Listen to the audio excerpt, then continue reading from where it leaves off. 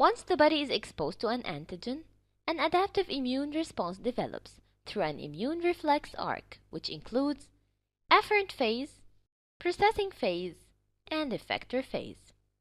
The afferent phase includes antigen recognition, antigen transport through lymphatics to regional lymph nodes, and antigen presentation via antigen-presenting cells to the adaptive immune system.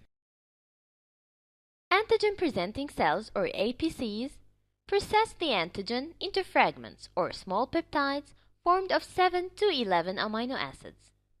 The fragments are placed on specific antigen-binding routes within human leukocytic antigen HLA molecules and present antigen peptide fragments to T-cell antigen receptors, thus beginning the activation and sensitization of innate immune response.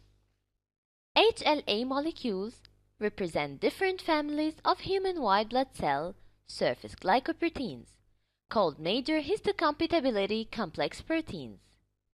Class 1 MHC molecules, HLA A, B, and C, are found on all nucleated cells. They serve as antigen-presenting cells to CD8 suppressor T cells. And Class 1 dependent APC process peptide antigens synthesized by the host cell itself, tumor and viral peptides. Class 2 MHC molecules, HLA-DR, DP, and DQ, are found in macrophages and dendritic cells. They serve as antigen-presenting cells for CD4 helper T cells and B cells. Class 2 dependent APC process extracellular peptide antigens endocytosed from the external environment, bacterial and fungal antigens. The processing phase.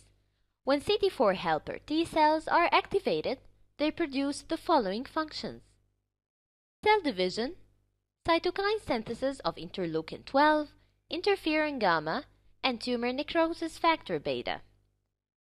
They also function in cell membrane expression of accessory molecules, and B cell activation, division, cell membrane expression of accessory molecules, and immunoglobulins production. Immunosuppressive cytokines transforming growth factor beta, thus regulating T cell function. They also release antigen-specific suppressor molecules. The effector phase. The activated adaptive immune response eliminates the offending antigen through antigen-specific effector cells, including T cells, B cells secreting antibodies, non-T, non-B effector lymphocytes. The immune response. An immune response is a sequence of cellular and molecular events in response to an offending stimulus: viruses, bacteria, unicellular and multicellular pathogens, and cancer cells. The immune response is further subclassified into adaptive response and innate response. The adaptive immune response represents acquired host response to a foreign antigen. The triggering stimuli are protein, carbohydrate, or lipid antigens. The recognition is specific for each antigen, and the time of onset after triggering is several days for recognition, processing, and activation. Memory allows a prompt and vigorous response on re-exposure. It is specific for each unique offending antigen.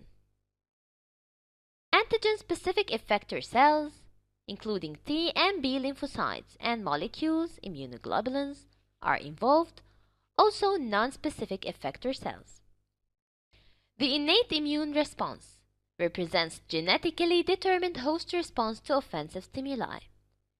The triggering stimuli include bacterial toxins, cell wall, and debris, as carbohydrates, phospholipids, plastic surfaces of intraocular lenses, mechanisms for recruitment and activation of polymorph nuclear leukocytes and macrophages, abrasion of corneal epithelium, iris chafing, and laser.